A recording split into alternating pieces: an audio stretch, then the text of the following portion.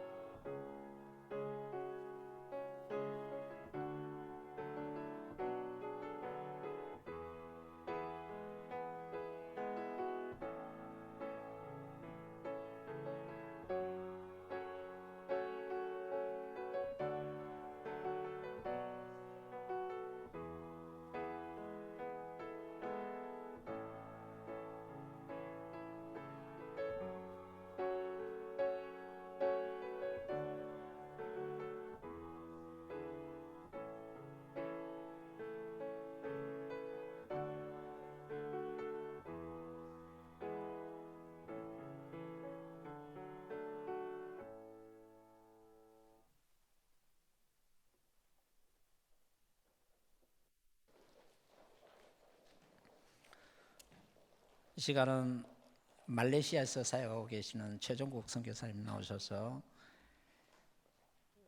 내 영혼아 너는 이라는 제목으로 강론해 주시겠습니다. 할렐루야. 다시 뵙게 돼서 감사하고 귀한 시간을 갖게 돼서 주님 앞에 영광을 돌려드립니다. 저는 화요일에 잠시 귀국을 했습니다. 사유는 7월 11일, 12일 저희 총회 GMS 이슬람권에서 사역하시는 선교사님들로 중심한 네트워크가 있는데 거기에서 포럼을 하게 됩니다.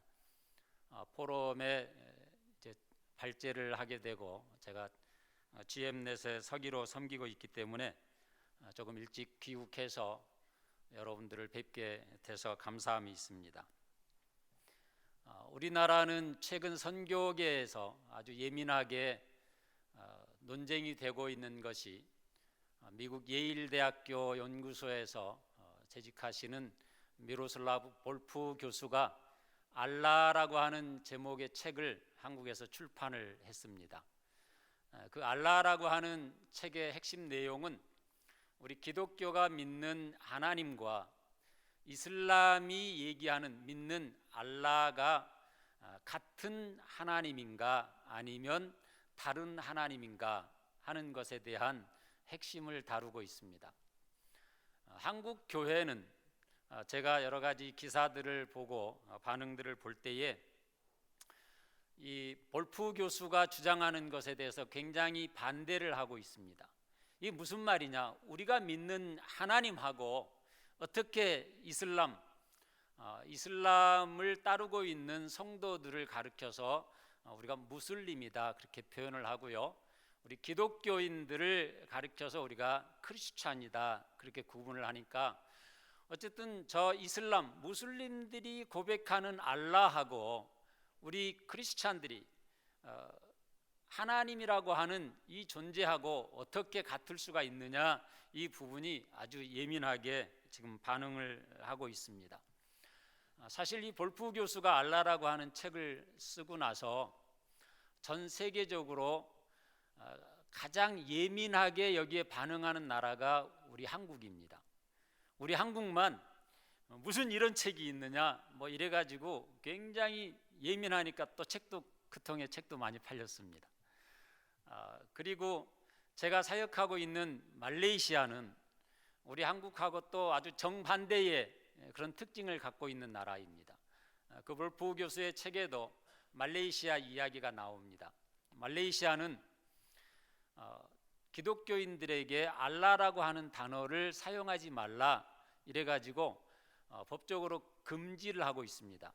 저도 인도네시아에서 신학교 이제 책을 사와야 되는데 말레이시아에서는 이 신학교 책을 출판할 수도 없어요. 말레이어로 된 책을. 그래서 인도네시아에서 책을 사와야 되는데 그 인도네시아나 말레이시아 교회는 성경과 신학서적에 하나님을 알라 이렇게 표현을 합니다. 그래서 인도네시아에서 책을 사오면 거기에 알라 이렇게 하나님이 표기가 돼 있으니까 이 책을 세관에서 만약에 걸리면 그 책을 다 압수합니다. 그래서 저도 한 박스 사오는 책을 세관에서 압수를 당했는데 아무리 막 가서 얘기를 해도 안 돌려줘요. 그래서 결국은 포기하고 말았는데 이 말레이시아는 왜 그러면 기독교인들에게 알라라고 하는 단어를 쓰지 말라고 그러느냐? 이 알라라고 하는 말은 무슬림들만 쓸 수 있는 고유한 이 경건한 단어인데 감히 이 무슬림도 아닌 알라를 섬기지도 않는 기독교인들이 너희들이 알라라고 하는 단어를 쓰는 것조차 우리가 허용을 할 수가 없다 이래가지고 알라라고 하는 단어를 사용하는 신문을 폐간시키고 책 같은 것도 압수하고 출판도 못하게 하고 최근에는 찬양곡에도 이제 CD 같은 것에 찬양을 하면 저희는 알라 이렇게 찬양을 해요. 그러니까 그게 기독교 교회의 일반적인 부분들이 그렇다 그 말이에요. 성경도 알라로 돼 있고 찬양도 우리가 하나님을 찬양합니다 그러면 알라를 찬양합니다 이렇게 저희는 찬양을 해요. 그런데 그런 CD도 압수를 하고 찬양곡집도 압수하는 그런 나라가, 아주 독특한 나라가 이 말레이시아입니다. 그래서 제가 이번 알라 문제를 가지고 포럼에서 발제를 하게 되는데요. 간단하게 말씀을 드리면 한국 교회가 알라라고 하는 단어하고 하나님이라고 하는 단어가 같은 존재가 아니다라고 하는 것들을 증명하는 가장 핵심적으로 말하는 부분이, 우리가 믿는 하나님은 삼위일체 하나님이시고 알라는 유일한 하나님을 강조합니다. 그래서 알라는 알라 한 분 하나님 외에 어떻게 감히 하나님이 절대자에게 아들이 있을 수 있고 절대자가 셋이라는 게 말이 되느냐? 절대자는 오직 한 분이시다. 한 분 하나님이시다. 하나님 외에 다른 신을 말하는 것은 그건 불경건한 거다. 이렇게 생각하는 게 이제 말레이시아의 그런 입장입니다. 그런데 이 둘 차이를 얘기할 때 한국 교회가, 많은 학자들이 왜 알라라고 하는 단어를 사용하면 안 되느냐, 우리는 알라하고 하나님은 전적으로 다르다라고 얘기를 하느냐, 제가 여러 자료를 보면 선교사로서 이해할 수 있는, 그래도 나름 인정할 만한 이유가 뭐냐면 하나를 얘기할 수 있는데, 우리가 믿는 하나님은 삼위일체 하나님이고 이슬람의 하나님은 유일하신 한 분만을 이야기하는 것이기 때문에 같은 하나님일 수 없다. 이게 이제 중요한 그런 이유입니다. 그래서 무슬림은, 이슬람은 우리가 믿는 삼위일체 하나님을 믿는 것이 아니기 때문에 그 안에 예수 그리스도도 없고 하기 때문에 우리가 인정할 수 없는 그런 종교이고, 우리하고는 아예 전적으로 다르다. 그건 이단보다 더 나쁜 집단이다. 그렇게 이해를 하는 게 한국 교회, 특별히 신학계에 주장하는 그런 부분이다 하는 것을 제가 파악을 하게 됩니다. 그런데 여기서 우리는 굉장히 중요한 질문을 좀 우리가 스스로 해야 됩니다. 하나님 자신을 계시하실 때에,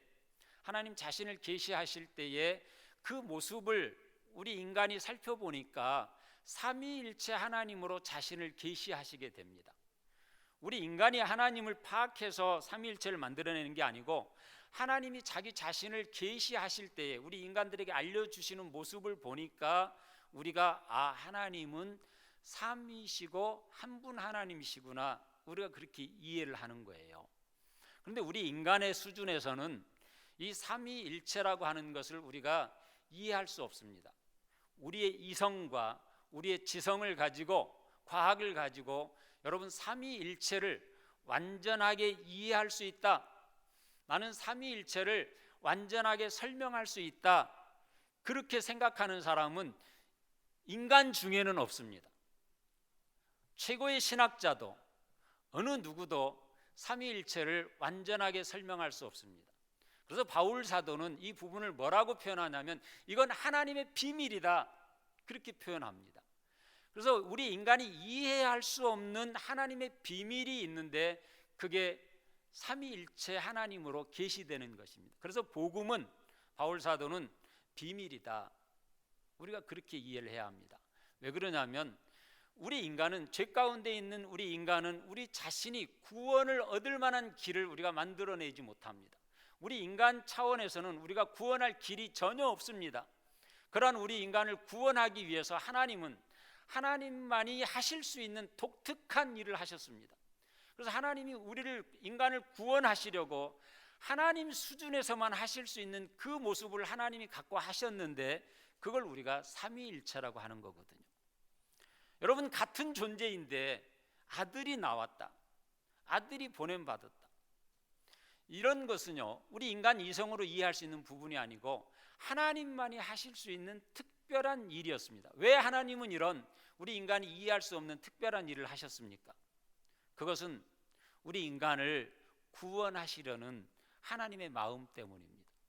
우리 인간을 어떻게든 구원하시려는 하나님의 마음이, 우리는 이해할 수 없는 한 비밀의 일을 하나님이 행하셨는데, 독생자로 예수 그리스도가 오셔서 우리의 죄를 십자가에서 대속하시고 부활하셔서 우리를 의롭다 하시는 이 일을 하십니다. 그로 말미암아 우리에게 의의 길이 열려지고 우리에게 생명의 길이 열려지는 이 비밀스러운 일이 하나님 수준에서 일어난 것입니다. 우리 인간 수준에서 한 것이 아니고 하나님 수준에서 하나님 자신을 우리를 구원하시는 비밀의 모습을 보이신 것을 우리가 삼위일체 하나님이다 그렇게 말할 수 있는 거거든요.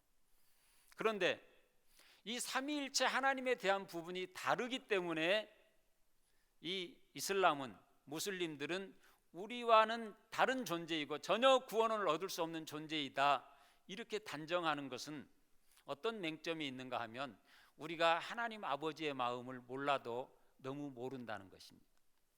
사실 여러분 중에 삼위일체를 다 이해하시는 분이 누가 있습니까? 없거든요. 우리는 삼위일체를 이해할 때에 반드시 어디에다 우리가 초점을 맞춰야 되냐면 하나님 아버지의 우리를 구원하시고자 하는 사랑의 마음이에요. 우리를 얼마나 구원하시기를 원하셨는지 그 아버지가 자기 자신을 우리 인간은 이해할 수도 없는, 전혀 깨달을 수도 없는 삼위일체의 모습으로 자기 자신을 계시하시면서, 아니요 그렇게 사역을 하시면서 우리를 구원하신 것입니다. 그래서 하나님이 그렇게 비밀을 보이신 것은 구원하기 위함인 것입니다. 그런데 이 삼위일체를 빌미로 무슬림들을 향한 구원의 길을 우리가 인정하지 않는다는 것은 인간적인 굉장한 실수가 거기에 있다, 저는 그렇게 생각이 됩니다. 물론 한국 교회는 제가 이렇게 설교하는 것을 이렇게 하면 절더러 이단이라고 할 수도 있고 문제를 삼을 수도 있습니다. 그런데 제가 반석교회는 믿는 구석이 있으니까 이런 설교하지 다른 교회 가서 이 설교했다 그러면 저 사람이 선교사 맞나? 저 사람은 어떤 분이 그래요. 저 사람은 무슨 무슬림 전도하러 왔나? 뭐 이렇게 말하는 분도 굉장히 있습니다. 실제적인 우리 한국 교회의 모습이 좀 그래요. 그래서 이걸 어떻게 우리 한국 교회가 무슬림들을 향한 구원의 길을 열어갈 수 있을 것인가? 무조건 아니라고만 할 게 아니고 그들을 향한 구원의 길을 열어갈 수 있는 아주 좋은 포인트가 있어요. 관계성이 있어요. 그게 뭐냐면 이런 알라라고 하는 개념이거든요. 여러분 오늘 우리도 전도법 많이 있지만 전도법 중에서 굉장히 효과 있는 전도법 얘기하면 그 중에 하나가 이 관계 전도라는 겁니다. 그렇죠? 누가 관계가 있으면 그 관계를 가지고 가서 전도하는 것 굉장히 효과가 있거든요. 힘이 있어요. 그러면 이 무슬림들을 전도하기 위해서 하나님이 우리에게 이미 주신, 우리 역사나 어떤 종교적인 상황 속에서 볼 때 무슬림은요 굉장한, 우리는 기독교와 관계를 갖고 있어요. 왜? 알라라고 하는 것을 우리가 이해하게 되면 같은 아브라함을 중심해서 우리는 형제다 말할 수 있는 길이, 가능성이 있거든요. 그러면 여러분 전도하는데 우리가 형제인데 이렇게 하면서 전도할 수 있는 것을 지금 굳이 아니야 우리는 형제도 아니고 무슬림이 말하는 아브라함, 이 이브라임은 전혀 다른 존재고 우리가 말하는 아브라함은 전혀 다른 존재야, 이렇게 막 교회는 우겨야 돼요. 그리고 우리가 믿는 하나님하고 너희가 말하는 알라는 전혀 다른 존재야, 이렇게 막 우겨야 돼요. 그러면서 아예 우리는 형제의 의고 뭐고 아예 그냥 호적 파가듯이 이슬람하고 기독교하고 이번에 아예 단절을 내자, 뭐 그런 자세가 우리 한국에 있습니다. 그 여파에는 물론 IS를 중심해서 이슬람 과격 테러 분자들이 굉장한 몹쓸 짓을 하기 때문에 우리 한국 교회는 거기에 대한 두려움이 있고 그걸 어떻게 막아낼 것인가 하는 그런 질문 때문에 아예 무슬림들은 이 이슬람은 상종 못할 존재다 그렇게 판단을 하고 있는 것이 사실은 우리에게 조심해야 될 한 부분이기도 합니다. 이제 그런 주제를 가지고 제가 포럼에 발제를 좀 하기 위해서 왔고요. 제가 지금 사역을 하는 것은 말레이시아에서 말레이어로 목회자를 양성하는 신학교 사역을 계속해서 하고 있고, 제가 최근에는 바탐, 이 인도네시아 수마트라에 이제 제가 첫 터움을 사역을 거기서 했었습니다. 거기서 할 때에 청년들을 한 10여 명을 저희 집에 데리고 3년을 공동체 생활을 했어요. 뭐 새벽기도부터 해가지고 성경 통독도 하고 같이 전도도 다니고 같이 신학교도 시작하고 이렇게 했는데 거기서 한 10여 명이 같이 공동체 생활을 했는데 제가 바탐을 사역하고 떠나온 뒤에 그 청년들 중에 3가정이 결혼을 했어요. 저도 모르게. 그래가지고 참 제가 3년 동안을 좋은 청년들이 같이 한 집에서 살았다면 뭐 결혼할 수도 있겠다 생각을 하고, 이분들 중에 한 목회자는 이제 목회자가 많이 다 거의 다 됐고, 지금 인도네시아 장로교단 고 조기술 선교사님이 시작하신 장로교단의 총회장이 됐고, 그 부인은 초등학교 중학교 교장으로 사역을 하고 있고, 또 다른 한 커플 부부는 이제 부총회장이 돼서 또 섬기고 있고, 이렇게 귀한 일꾼들로 성장을 했습니다. 그런데 사역이 지금 현지인으로 이양되는 단계에 있는데, 우리 GMS 선교사님들하고 현지의 교단 지도자들하고 그렇게 원활하게 잘 이렇게 인수인계라든지 협력이 되면 좋은데, 우리 인간은 같은 선교를 하지만 그래도 인간적인 부분들이 많이 개입을 하다 보니까 잘 맞지 않는 부분들이 있어서 제가 바탐 사역을 지도하는 특별위원장으로 임명을 받아서 지금 바탐 사역을 돌보고 협력을 진행하는 그런 사역을 하고 있습니다. 또 한인교회를 주일에는 섬기고 있는데요. 저희는 교인이 몇 명 안 됩니다. 그런데 그 교인이 몇 명 안 되는 중에 최근에 이 말레이시아가 경기가 많이 어렵습니다. 여러분 아시다시피 말레이시아 총리가 굉장한 많은 돈을 비자금으로 이렇게 형성을 해서 본인이 가졌는지 어쨌는지 모르지만 엄청난 돈이 어디로 갔는지 모릅니다. 이 일 때문에 관계된 스위스의 한 은행은 그 은행이 아예 이 문제 때문에 은행이 문을 닫았어요. 이 정도로 세계적으로 심각한 문제가 있는데 말레이시아에서는 아무 문제가 없습니다.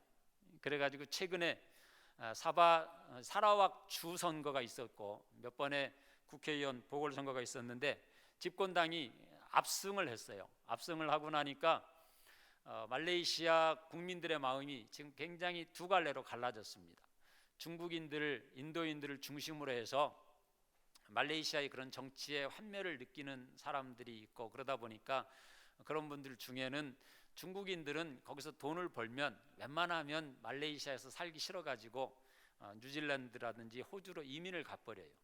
왜 그러냐면 말레이시아는 말레이인 우대 정책을 쓰거든요. 그래서 모든 관공서의 중요한 직분들은 다 말레이가 차지합니다. 대학 같은 데도 중요한 보직은 다 말레이만 하게 돼 있어요. 그러니까 똑똑한 중국계나 인도계 사람들은 그 꼴을 못 보니까 할 수 없이 그냥 이민을 가요. 그러다 보니까 지금 말레이시아 경제도 사실은 중국계 사람들이 경제를 움직여줘야 경제가 원활한데, 중국계가 말레이계에게 또 너무 실망을 하고 뭐 그러다 보니까 경제가 굉장히 어려운 가운데 있습니다. 그 여파를 우리 한인들도 직격탄으로 받아서 굉장히 어렵고, 저희 교인 중에 다수가 있는 직장이 갑자기 문을 닫았어요.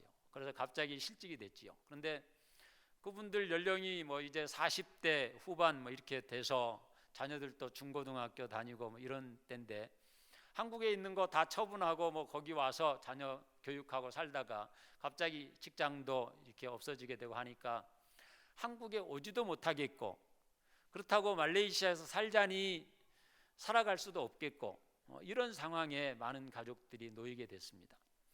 이 일이 최근 한 달에 일어난 거거든요. 그래서 그런 상황인데 제가 한국으로 이렇게 일시 방문을 하게 될 때 목회자의 마음으로서 사실은 굉장히 좀 마음의 아픔이 있습니다. 안타까움이 있고. 그런데 감사한 것은요, 교인들이 하나님의 말씀 안에 서 있으니까 제가 보기에는 정말 좌절이거든요. 절망스러운데 이겨내고 서로를 격려하고 위로하고 하는데, 한 가정은 정말 먹을 것도 없으니까 교인들이 막 어쨌든 라면이라도 사서 갖다 줘야 되고 먹을 걸 해줘야 되고, 자녀들이 학교를 못 가게 되니까 자기도 직장도 잃고 어려운데 어쨌든 마음을 모아가지고 학교는 보내야 된다 이래가지고 마음을 모아서 학비를 만들어서 지금 학교도 보내고 그렇게 몸부림을 치고 있는 그런 상황을 겪고 있습니다. 우리가 상황이 편해야만 우리가 좋은 것은 아니구나, 참 어려움이 우리를 얼마나 귀한 존재로 만들어 주는지 그런 부분들을 체험하고 있습니다. 여러분 아시듯이 지금 말레이시아는 라마단 금식 기간을 지나고 있습니다. 이 라마단 한 달 금식 기간이 되어지면 해가 뜰 때부터 해가 질 때까지는 아무것도 먹지 않습니다. 그리고 물도 마시지 않습니다. 아시듯이 말레이시아는 지금 날씨보다 몇 도가 덥습니다. 저 같은 경우는 지금 이 날씨면 시원합니다. 말레이시아로 치면 한 겨울이라고 할 만큼 시원한 날씨이거든요. 그런 더운 날씨인데 해가 뜰 때부터면 우리 한국 시간으로 치면 한 6시부터 해가지고 해가 질 때까지면 오후 7시 반 뭐 이때 될 때까지는 전혀 음식을 안 먹고 물도 안 마셔야 돼요. 이 일을 한 달 동안을 하는 그런 기간을 지금 보내고 있습니다. 그리고 저녁 때가 되면 다 이렇게 이슬람 사원 머스짓에 모여서 지금 우리 예배하는 것처럼 그 사람들도 코란에 대해서 설교를 듣고 그렇게 예배하고 뭐 이렇게 하거든요. 영적으로 굉장히 강한 그런 훈련을 받고 있는 그런 기간입니다. 그리고 말레이시아의 한 주는 클란탄 주는 최근에 이제 우리는 후두법을 시행하겠다 이렇게 해가지고 말레이시아 안에서도 굉장히 시끄러운 그런 중에 있습니다. 이 후두법이라고 하는 것은 이 무슬림들이 지키는 이 이슬람의 법을 우리가 샤리아법이다 그렇게 하는데, 이 샤리아 법 중에서 형법을 후두법이라 그럽니다. 이 후두법에 따르면 누가 도둑질을 하다 잡혔다 그러면 이 팔목을 자르는 거거든요. 그러니까 이 법을 말레이시아는 이제 시행을 하는 거예요. 그래서 누가 도둑질하다 잡히면 자르고, 그 지역은 해변 같은 데서라도 이 여인들이 해수욕을 할 때 다 가리고 해수욕을 해야 돼요. 수영장을 가든지 바닷가에서 이렇게 해수욕을 해도 다 가리고 해야지, 만약에 이걸 안 가리고 했다 그러면 종교경찰들이 잡아다가 이게 때려요. 그러니까 뭐 그런, 그리고 여인들은 이 자기 몸을 전부 다 가리고 다녀야지, 이게 노출을 조금 시키는 복장을 한다든지 이런 부분들을 전부 이제 이 후두법에 따라서 처리를 하게 되는 그런 법을 시행하겠다 이렇게 해가지고 굉장히 지금 어려운 가운데 있습니다. 그래서 많은 중국인들이 말레이시아가 싫어서 그렇게 떠나가는 모습과 더불어서 제가 한국 사회를 보면 이제 가끔 읽는 기사 중에 헬조선 뭐 이런 기사들이 가끔 많이 나와서 제가 처음에는 헬조선이 뭔지 잘 이해를 못했어요. 그런데 나중에 어떤 분이 그걸 설명을 해주는데, 우리 한국이 너무 살기가 힘들어서 여러 가지 불합리한 부분들이 너무 많고 젊은 세대가 많은 소망을 포기하는 중에 만들어낸 단어가 이 헬조선이다. 그러니까 우리 한국은 지옥 같은 나라다. 뭐 이렇게 표현을 한다는 거죠. 그런 부분들에 대해서 해외에 있는 입장에서는 야, 우리 한국 사회가 왜 그럴까 하는 그런 안타까운 생각을 갖습니다. 아무래도 해외에 있다 보면 더 애국자가 되어지고 늘 그리운 것이 조국이거든요. 근데 우리 조국이 그런 모습을 갖고 있고 소망이 사라진다는 것은 굉장한 안타까움이고, 어쨌든 해외에 있는 사람의 입장에서 보면 한국만큼 좋은 데가 없거든요. 저는 한국 오면 너무 좋은 거지요. 아무리 해외가 뭐 여러 가지 좋은 요건들이 있다고 그래도 한국만큼 못한 거거든요. 그런데 우리 한국을 자꾸 헬조선이라고 그렇게 하니까 해외에서는 조금 안타까운 그런 모습을 우리가 갖게 되어집니다. 그래서 오늘 제가 말씀을 좀 나누고자 하는 것은 이 시편 42편을 아까 우리가 읽었는데요. 이 시는 그 앞에 보면 고라 자손의 마스길이다 이렇게 표현이 되어 있습니다. 그러면 고라 자손 이렇게 할 때 고라 하면 여러분이 어떤 생각이 떠오를 수 있냐면, 고라는 출애굽해서 가나안 향해 가는 이스라엘 민족들의 그 광야 여정 중에 고라를 중심해서 모세를 반역하는 이제 그런 일이 일어나게 됩니다. 고라는 레위 후손인데, 그러니까 성전 성막, 당시 광야의 성막에서 봉사하는 직분을 하는데, 이 고라를 중심해서 다른 세 두령과 250여 지도자들이 이 모세와 아론을 대항합니다. 그러면서 하는 말이, 너희만 하나님을 섬기느냐, 우리도 하나님을 섬기는데 어떻게 너희만 하나님의 교회에서 지도자로서 그렇게 행세를 하느냐 하는 게 이제 고라로서는 기분이 나쁜 거예요. 그래서 이제 모세와 아론의 이 지도력에 대해서, 역할에 대해서 반역을 하게 되어집니다. 이 일로 인해서 여러분이 그 사건은 아시리라 생각을 하고, 하나님께서 이 고라의 반역의 때에 이 고라를 중심한 세 지파를 땅이 입을 열어서 그 모든 지파를 땅속에 삼켜버립니다. 그래서 그 종족이 일순간에 사라지게 되는 거지요. 그런 일이 일어났는데 다윗 시대에 와서 다윗 왕 시대에 이 성전을 중심해서 굉장히 중요한 교회 사역을 감당하는 지도자들의 이름이 있는데, 특별히 찬양이 굉장히 중요한 역할을 합니다. 왜 그러냐면 지금처럼 우리가 교회 안에 다 들어와 있으면 찬양을 시작하는 게 아니고, 이 성전은 제사장만 들어가는 거니까 이 성도들은 그 성전 안에 직접 들어가는 건 아니잖아요. 그래서 저 밑에서부터 찬양을 하면서 성전으로 이렇게 올라옵니다. 올라와서 성전 앞에 서 있으면 이제 거기서 대제사장이 예배를 집례하고 이렇게 해서 제사를 드리는데, 그 성도들과 찬양하면서 성도들을 인도하고 하나님의 전으로 인도하는 중요한 역할을 했던 아삽도 있지만, 그와 동등한 굉장한 재능을 가진 사람이 고라 자손이다, 그렇게 표현이 돼서 등장을 합니다. 그런데 이 42편에서부터 49편까지를 지은 것이 다 고라 자손의 찬양시입니다. 고라 자손. 그러면 고라 자손은 다 그때 멸망한 걸로 아는데 여기에 고라 자손이 왜 있느냐, 이런 질문이 가능하지요. 그럼 여기에 있는 고라 자손은 왜 이들이 있을 수 있는가 하면, 자기 조상 고라가 모세와 아론을 반역해서 하나님의 저주를 받아 땅속에 다 삼킴당하는 그 민족이 멸망하는 그 사건에서 이들은 구원함을 얻었습니다. 구원함을 얻었다는 얘기는 이 사람들이, 그 고라의 자손 중에 아들들이 자기 아버지의 길에, 악한 길에 서 있지 아니하고, 우리 아버지라고 우리 부족이라고 그냥 거기에 따라간 게 아니고, 그들은 하나님 앞에 자기들이 생각할 때 바르다고 생각해서 모세로부터 하나님이 말씀하신 것은, 저들을 떠나라, 내가 저들을 삼킬 테니까 저들과 함께 있지 말라고 할 때 그들은 하나님의 음성을 듣고 그 부족을 떠나서 다른 곳에 서 있었다는 얘기가 가능합니다.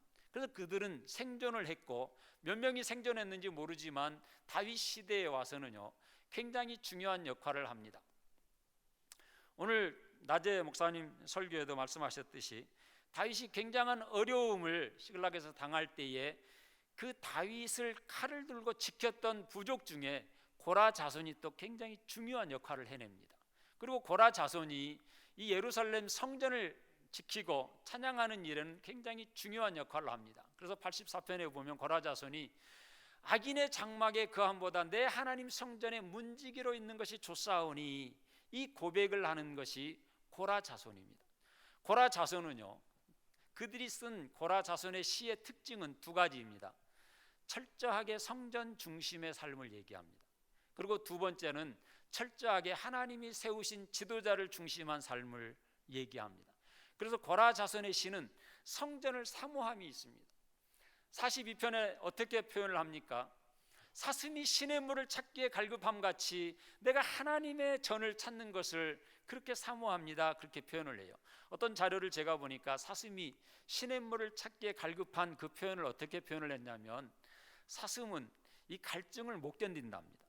그래서 사슴이 시냇물을 찾아와야 되는데 거기에 사냥꾼이 자기를 잡기 위해서 기다리고 있다는 것, 맹수가 거기에 기다리면서 자기를 잡아먹을 수 있다는 걸 알지만, 이 사슴은 갈증이 있으면 그 시냇물로 가야 되는 특징이 있다고 그래요.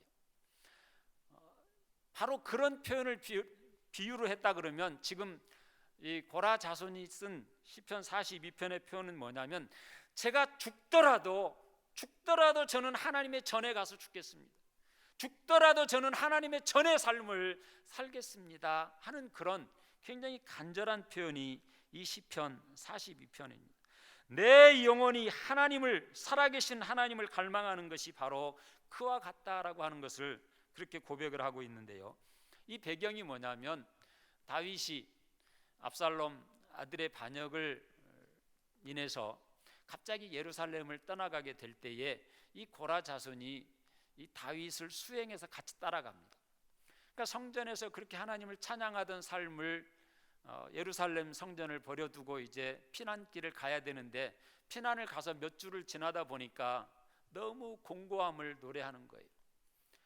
성전에서 예배하고 성전 중심에 살던 삶을 살던 이 고라자손, 이 42편의 시인이 성전에 가서 예배드리는 것이 몇 주가 안 됐거든요. 그러면 그 몇 날을 예배드리지 못한 것이 얼마나 그에게는 굉장한 아픔이 되어졌는지 이 시편 42편을 지금 노래하고 있는 것입니다. 여러분, 혹시 주의 전에서 예배드리지 못한 것이 몇 주가 됐는데 전혀 이상하지 않다, 사실은 굉장한 문제거든요. 오늘 이 고라 자손은 몇 주를 성전을 가지 못했는데 이게 자기 자신에게는 견딜 수 없는 고통이에요. 사실은 자기가 지금 피난길을 가고 있는 거거든요. 피난 가는 왕을 따라서 급히 가고 있으면 모든 것이 부족하지요. 먹을 것도 없지요, 잠잘 것도 없지요. 모든 것이 없는 그 불편한 상황인데 그런 부분들은 전혀 문제가 되지 않습니다. 이 시인에게 문제되는 것은 내가 그렇게 사모하는 하나님의 전에 가지 못하는 것, 그것만이 이 시인에게는 안타까움입니다. 그만큼 하나님의 전을 사모하는 그 모습을 지금 보여주고 있습니다.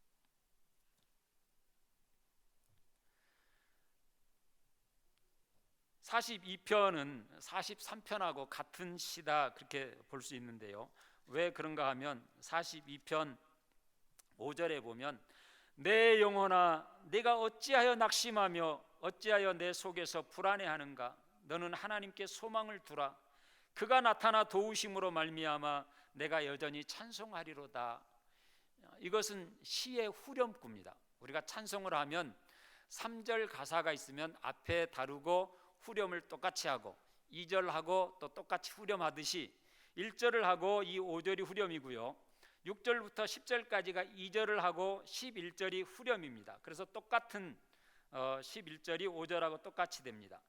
43편에 가면 이게 여기는 43편으로 장은 바뀌었지만 이것은 3절이다, 우리가 그렇게 할 수 있습니다. 1절에서부터 4절까지가 3절 내용이고 5절이 또 동일하게 42편의 후렴과 같은 구조를 그렇게 가지고 있습니다. 그래서 이 구조를 살펴보면요, 이 고라 자손이 어떻게 해서 그렇게 성전을 이렇게 사모하게 되어졌는가 하는 그런 이유를 우리가 좀 살펴볼 수 있는데, 44편을 혹시 여러분이 성경 가지고 계시면 44편을 잠깐 보시길 바랍니다. 44편, 죄송합니다, 영상이 준비되지 못해서요. 1절만 44편 1절만 우리 같이 크게 읽겠습니다. 하나님이여, 주께서 우리 조상들의 날 곧 옛날에 행하신 일을 그들이 우리에게 일러주매 우리가 우리 귀로 들었나이다.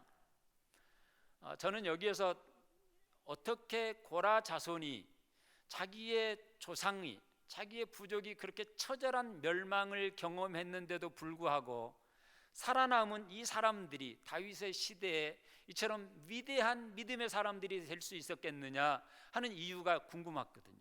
어떻게 그럴 수 있었느냐. 왜 그러냐면 우리 조상이 뭔가 굉장히 잘못해서 반역된 그런 조상이 되어졌다라고 그러면, 우리가 만약 그 후손이라 그러면 이 고라 자손처럼 위대한 반전을 이룰 수 있겠는가. 죄송합니다만 우리 한국을 비유로 튼다 그러면 이완용의 후손들이 지금 이 시대에 우리 민족을 위해서 위대한 지도자로 나설 수 있겠느냐, 이런 비슷한 질문이거든요. 그런데 그런 부분들을 이 44편 1절에서 고라 자손이 스스로 뭐라고 고백을 해주고 있냐면, 우리가 우리 조상들의 날 옛날에 행했던 그 일들을 우리에게 일러준 것들을 우리가 우리 귀로 들었습니다, 그렇게 고백을 하고 있거든요. 이 고백을 풀어서 얘기하면 어떤 것이 될 수 있을까요? 우리 조상 고라가 하나님의 종 모세와 아론을 반역하다가 우리 민족이 하나님의 저주를 받아서 다 땅에 삼킴받은 멸망한 민족이 되어졌습니다. 그렇게 부끄러운 우리 민족의 역사를, 부족의 역사를 가지고 있는데 그 부끄러운 일들을 살아남은 우리의 조상들이 그 후손들에게 계속 얘기를 해줬습니다.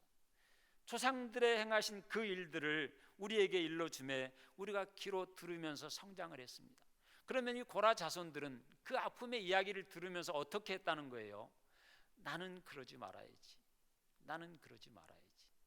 그래서 어떤 사람보다도, 어떤 부족보다도 살아남은 이 고라 자손들의 후손들은요, 철저하게 하나님의 전을 중심에서 삽니다. 철저하게 하나님의 종을 중심에서 사는 다짐의 다짐을 한 거예요.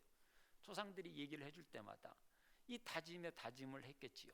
그래서 고라 자손의 시의 특징을 보면 이 두 가지가 아주 강하게 드러나는 것들을 우리가 보게 되어집니다. 여러분, 저는 어렸을 때 사실 굉장히 가난한 그런 가정에서 태어났습니다. 그래서 제가 어렸을 때 기억으로도 먹을 게 그렇게 없었습니다. 그래서 밥만 충분히 먹을 수 있어도 만족함이 더 원이 없겠다, 뭐 이런 그런 생각을 하면서 제가 성장을 했습니다. 그러다 보니까 지금도 먹는 것 가지고는 제가 불평을 안 하는 그런 특징이 좀 있습니다. 어렸을 때 워낙 먹을 것이 없는 그런 특별히 가난한 그런 가정을 제가 좀 경험을 하고 성장을 했거든요. 그런 반면에 시간이 뭐 얼마 그렇게 많이 흐른 것도 아니지요. 50년도 채 안 된 시간이지만 우리 한국 사회는 먹을 거 걱정하지 않는 그런 사회일 뿐만 아니라 오히려 먹어서 걱정인 그런 시대를 살아가고 있습니다. 얼마나 놀라운 축복을 우리 한국 사회가 받았는지 우리가 다 알 수 있습니다. 그런데 그 비결 중에 제가 이해하는 바로는요, 우리 부모님 세대가 굉장한 가난을 이어오는 우리 한민족의 삶을 변화시켰습니다. 우리 부모님 세대, 정말 먹을 것이 없는 그 가난한 세대일 때에 의지할 게 정말 없었어요.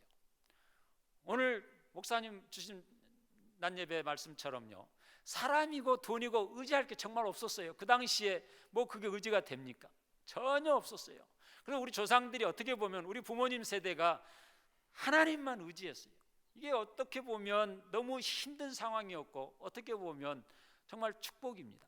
하나님 외에는 의지할 게 없는 환경에 놓여져 있었고 우리 부모님 세대는 그에 맞게 정말 기도했고 주의 종을 모실 줄 알았고 최선을 다해서 했어요.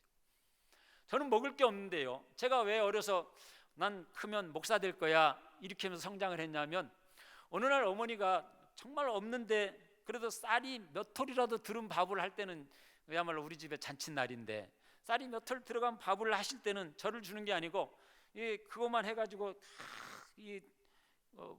제가 성장할 때 그때 그걸 뭐 고봉이라 그랬어요. 지금 뭔지 어쨌든 눌러가지고 이렇게 해가지고 밥상을 뭐 있는 나무에게 차리는데, 그날이 꼭 보면 전도사님 신방 오시는 날이었어요. 그러면 전도사님이 그걸 또 다 드시고 가시네, 좀 남겨놓고 가시지. 그래서 제가 참 원망스럽기도 하면서도 내가 크면 나도 전도사 돼야지. 나중에 보니까 목사가 더 센 것 같아가지고 난 목사가 돼야지. 그래가지고 제가 어렸을 때부터 이게 목사가 돼야지 이래가지고 제가 성장을 했는데, 그 가장 중요한 요인 중에 그 밥그릇이 참 제가 먹고 살자고 그런 건 아닌데 하나님이 그렇게 축복을 주셔서 그 상황이 저를 그렇게 인도하셨어요. 무엇보다도 제 어머니가 전도사님 오실 때마다 그렇게 하시는 모습이 저에겐 너무나 강한 인상이 됐거든요. 그래서 제가 나도 그렇게 돼야 되겠다. 그래서 제가 사실 목회를 하겠다라고 하고 목사가 되고 할 때 누구보다 기뻐하셨던 분이 어머니셨어요. 그 어머니의 인정을 받는다는 게 그렇게 좋더라고요. 다른 것보다도. 어쨌든 내가 목회자가 된다는 게 어머니가 기뻐하신다는 것, 그것만 가지고도 저는 너무나 큰 위로가 됐고 힘이 됐어요. 그래서 사실은 제가 목사가 됐어요. 격길로 가긴 했는데요, 어쨌든 우리가 굉장한 축복을 받은 민족이 되어졌어요. 부모님들이 그렇게 헌신하고 교회를 얼마나 열심히 그렇게 봉사해서 세웠습니까? 제가 알기로도 반석교회도 저 밑에 이제 다시 공사를 하려고 그러는데, 아까 목사님 그런 간증하시더라고요. 저 밑에 소예배실 지을 때만 해도 우리가 돈도 없어가지고 있는 쇠 없는 쇠 모아서 해놨기 때문에 지금 전문가 입장에서 보면 말도 안 되는 공사를 하셨대요. 근데 어쨌든 말도 안 되는 공사지만 우리 부모님 세대는 뭘 하셨냐면 어쨌든 하셨어요. 어쨌든 최선을 다해서 하나님의 교회를, 하나님의 종들을, 하나님의 나라를, 그리고 그렇게 새벽부터 기도하시면서 우리 민족의 길들을 인도해 오셨습니다. 그리고 지금은요, 우리 민족이 얼마나 많은 축복을 누리는가 하면 먹을 것 걱정 안 하는 정도가 아니고요, 여러분 우리 한국 민족은 세계 어느 나라를 가든지 살 수 있습니다. 왜 그런가 하면 이 한류 영향이 얼마나 큰지 한국 사람들은 어느 나라에 가서든지 한국 식당을 하면 먹고 사는데 지장이 없습니다. 정말입니다. 우리 한국 사람들은 이 한류 때문에요, 어느 나라, 특별히 동남아나 중국이나 여러분이 아무리 가도 한국 사람 안 보이는 데 가서 살 수 있는데 거기 가서 한국 식당만 차려놔도 여러분 평생 먹고 사는데 전혀 지장이 없습니다. 이 놀라운 축복이 도대체 어디서 온 겁니까? 전 제가 볼 때 우리 한국 민족이 이만큼 좋은 기회를 부여받았다는 게 말이 됩니까? 한국 민족은 어디를 가도 먹고 사는데 지장이 없도록 세계 환경이 그렇게 돼 있다니까요. 여러분, 이걸 여러분이 만든 게 아니지만 어쨌든 이 환경이 우리가 어느 날 보니까 이게 마련이 돼 있어요. 이 놀라운 축복이 도대체 우리 한국 민족에게 왜 주어졌는지 이 질문을 좀 던져야 될 상황이에요. 하나님은 도대체 왜 한국 민족에게 이렇게 전 세계의 문을 열어놓으셨는지. 제가 식당만 얘기했지만 다른 거 가지고 막 가도요, 한류 영향 때문에 어쨌든 할 수 있어요. 지금 세계 선교를 책임지겠다라고 할 때에 1등으로 나서는 나라가 어느 나라인 줄 아십니까? 세계 선교사를 제일 많이 보낸다, 실제로 또 보냈고 보낼 수 있는 나라로 떠오르는 나라가 여러분 좀 의아하시겠지만 필리핀입니다. 필리핀은 지금 30만 이렇게 얘기를 합니다. 우리는 2020년까지 10만 이거 얘기하다가 아무래도 안 될 것 같으니까 뭐 5만 뭐 이러다 이러고 있거든요. 우리가 지금 한국이. 근데 필리핀은 이미 오래전부터 30만 그리고 100만 이렇게 얘기를 해요. 그러니까 필리핀하고 우리가 게임이 안 돼요. 그럼 필리핀은 왜 그런 얘기를 하느냐? 필리핀은요, 영어가 어느 정도 되고 뭐 이렇게 하다 보니까 필리핀은 어느 나라든지 가정부로 나가요. 어느 나라든지. 그 가정부로 나간 인원이, 특별히 거기는 캐톨릭을 기본 배경으로 하고 있으니까 복음을 가지고 이슬람권에, 이 무슬림 가정이든지 동남아든지 어느 나라든지 가서 가정부로 섬기면서 복음을 전할 수 있고, 그들이 또 특별히 가서 베이비시터를 하니까 애들을 가르치고 막 이런 거 하거든요. 그러면서 기도하면서 아이를 돌볼 수 있고 그 가정을 섬길 수 있는 가정부로 가서라도 선교사의 삶을 사는 이 헌신자들이 30만. 그래서 필리핀이 최고 많습니다. 그리고 거기는 100만을 얘기하고 세계 선교의 1등 주자로 나서는 것을 얘기하는데, 그들은 하나님의 나라를 위한 이 일을 한다면 우리가 가정부로 가는 것도 괜찮다는 거예요. 하나님이 우리에게 가정부로 가서 할 수 있도록 하신다면 그렇게라도 가겠다는 거예요. 근데 여러분, 우리 하나님께서 여러분 한국 민족, 우리 민족에게는요, 가정부로 문을 열어놓으신 게 아니고 정말 세계가요, 우리 한류를 인해서 굉장히 놀라워해요. 그래서 여러분이 헌신돼서 가기만 하면 어쨌든 가실 수 있어요. 특별히 죄송합니다만 반석교회 교인들은 다 가셔도 돼요. 왜 그러냐면 제가 세계 한국 떠나서 나가 보니까 음식 솜씨는 이 전라도 사람들을 못 따라간다고 다들 그래요. 그러니까 여러분들은 전라도 사람이라는 것은 어느 나라 가든지 음식점을 하면 된다. 가서 밥 먹이면서 기도하고 말씀 전하고 그들을 돌보고 된다, 이거거든요. 그래서 제가 아까 청년들에게도 조금 강하게 나무라면서 얘기했어요. 모든 걸 포기하는 건 맞는데 우리가 하나님 안에서 정체성은 잃어버려서는 안 되는 거고, 아무것도 할 수 없다 그러는 게 아니고 세계는 여러분이 아무거나 할 수 있는 길을 다 열어놨으니까 가기만 하면 된다. 포기가 아니고, 정말 포기해야 되는 것은 여기서 잘 먹고 잘 사는 것, 편하게 사는 것, 더 맛있는 것 먹는 것, 더 아름다운 여인을 아내로 맞이하는 것, 뭐 노후를 편안하게 지내는 것, 포기해도 되는 건 포기해도 되는 거예요. 그러니까 그건 포기해도 되는 거니까 한국 사회가 청년들을 달달 볶은 거 보면 그런 건 잘한 거예요. 뭐 하라고? 복음 들고 나가라고, 진정한 소망을 가지라고 그렇게 좀 볶아서 포기 세대가 됐으면 좋겠어요. 그리고 청년 세대가 우리 부모님 세대의 그 아픔과 그렇게 기도했던 그 조상들의 교훈을 따라서 본인의 편안함을 추구하는 게 아니고 하나님 나라를 위해서 그렇게 헌신하고 나갔으면 좋겠어요. 그래서 우리 한국 사회는 이제 또 하나의 문제로 제가 들으니까 고령화 사회, 이렇게 돼서 이제 연로하신 분들이 뭐를 하나 이런 문제가 또 심각하잖아요. 제가 보니까 우리 역사는 돈다라고 우리가 역사학자들이 얘기하는 것처럼 우리 시대가 또 그렇게 된 것 같아요. 우리 부모님 세대가 새벽부터 그렇게 기도하고 후손 시대를 세워왔는데, 죄송합니다만 이제 우리 권사님, 우리 이제 연로에 가시는 집사님들은 이제 새로운 사명이 주어진 것 같아요. 왜 그러냐면 뭐 이제 일하시는 거 이런 건 좀 어렵잖아요. 그러나 기도하는 건 얼마든지 하실 수 있는 거거든요. 그래서 다시 한번 한국 교회가 기도하는 그 분위기로 돌아가서 하나님의 성전을 중심에서 우리의 자녀들을 신실한 하나님의 일꾼으로 만들어 세계 앞에 내놓을 이 사명이 우리나라에 주어졌다, 저는 그렇게 생각이 되어집니다. 이 고라 자손이요, 살아오면서 얼마나 아픔이 많이 있었겠습니까? 그 멸망받은 부족의 삶을 사는 게 쉬웠겠습니까? 그리고 이 고라 자손이 지금 피난을 가면서 그가 하는 말이 뭐냐면, 내 영혼아 내가 어찌하여 낭망하며 내가 어찌하여 절망하는가, 그렇게 얘기를 하는 거거든요. 여기서 내 영혼아 그렇게 불러요. 내 영혼아. 이 말은 저는 어떻게 이해가 되냐면요, 그의 육신은 견뎌낼 수가 없는 거예요. 미치겠는 거예요. 감당이 안 되는 거예요. 자기의 육신의 삶을 보면 아무 일어설 여지가 없는 거예요.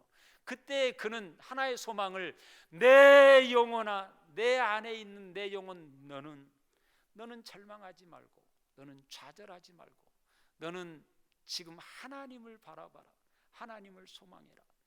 네가 하나님을 소망하고 하나님을 바라보고 있으면 내 절망 가운데 있는 이 육신을 건져낼 소망이 거기에서 있지 않겠느냐. 그래서 43편에는 왜 하나님을 바라라고 하느냐, 3절에서 이야기할 때 그렇게 하면 하나님이 그 빛을 비춰주시고 진리를 우리에게 허락해 주시면 우리가 살 길이, 우리가 일어설 수 있는 길이 거기에 있다. 그러니 내 영혼아 너는 어찌하여 낭망하며 너마저도 절망하느냐. 너는 그러지 말아라. 너는 하나님을 바라서 나를 좀 인도해 주라. 나를 하나님의 전으로 좀 갈 수 있게 해주라. 그렇게 하고 있습니다. 여러분, 사람이요 정말 절망할 때에 뭔가 중얼중얼 하잖아요. 뭔가 중얼중얼 할 때에 이게 조금 지나치면서 웃으면서 중얼중얼 하면 우리가 그 사람을 이제 수준이 넘어가서 미쳤다 이렇게 이제 하는 거고, 미치기 직전에 중얼중얼 하고 있으면 그 중얼중얼 거림에 사로잡혀 있으면요 두 가지가 보이거든요. 자기의 무능함과 처절함이 보이면 좌절하는 거고, 그래서 자살도 하고 죽는 거고, 다른 원인을 하면 원망이거든요. 저 사람 때문에 저래서 저것 때문에 원망하고 불평하고 그렇게 하거든요. 미워하고. 어쨌든 둘 다 자기를 망하게 하는 거예요. 둘 다 어떻게 하든, 다른 사람 탓을 하든 자기를 좌절시키든 망하는 길이거든요. 그때 이 고라 자손은 갑자기 외칩니다. 내 영혼아 너는 좌절하지 말고, 너는 낙심하지 말고, 너는 지금 하나님을 바라봐라. 하나님께 소망을 둬라. 그러면 내가 다시 소망을 갖고 구원을 얻어서 하나님의 전에 갈 것이다. 내가 하나님을 예배하는 자로 다시 설 것이다. 그 길만이 우리가 가야 될 길이 아니겠는가 하는 것을 찬양하는 것이 이 시편 42편, 43편입니다. 저는 우리 한국 사회가 많은 어려움을 겪고 있다는 것을 부인하지는 않습니다. 그러나 이 시대는 우리 부모님 세대가 다시 한번 일어나서 이 고라 후손이 자기들의 조상들이 처절한 그 아픈 경험을 경험했지만 의젓하게 일어나서 하나님 성전에 귀한 인물들이 되었던 것처럼 이 시대를 살리는 그 사명을 감당해야 하리라, 그렇게 생각을 합니다. 그렇게 할 때 우리의 젊은 세대들이, 우리의 자녀들이 일어나게 될 것이고, 우리 한국 교회가 다시 한번 하나님이 주신 이 축복을 감당할 수 있을 것입니다. 우리 한국 민족에게 세계가 이렇게 문을 열어놓은 적이 역사에 없습니다. 앞으로 또 언제 세계가 우리 한국 민족에게 이렇게 문을 열어줄지는 우리가 장담할 수 없습니다. 그럼 왜 지금 이 시대에 우리 한국 사람은 왜 누구라도냐면 누구라도 한국 음식은 다 하잖아요. 특별히 전라도 분들은 맛있게 하잖아요. 특별히 전주 출신이 계신다면 비빔밥 그 하나만 가지고 가셔도 되는데, 어쨌든 하나님이 왜 그러시는지 우리 한국 민족에게 세계 문을 지금 열어놓으셨어요. 세계 문을 열어놓으셨거든요. 왜 그러시는지, 한국 교회는 지금 이 기회에 귀한 사명을 감당해야 하는데 한국 사회는 헬 조선이라고 그러면서 자기 자신의 충분한 좌절감을 지금 곱씹고 있습니다. 이 상황은 어떻게 터닝할 수 있습니까? 저는 부모님 세대가 다시 한번 하나님께 나아가 기도하고 우리의 자녀들을 세워가며 하나님이 이 시대 우리 한국 민족 앞에 세계를 열어놓으신 뜻을 깨달아 갈 때에 우리가 감당해야 될 바른 교회의 사명을 감당할 수 있다고 생각합니다. 여러분, 한국 교회가 그러지 못하면 고라가 했던 것처럼 우리도 교회 안에 갈등이 일어날 수 있습니다. 그러면 교회는 스스로 망하는 겁니다.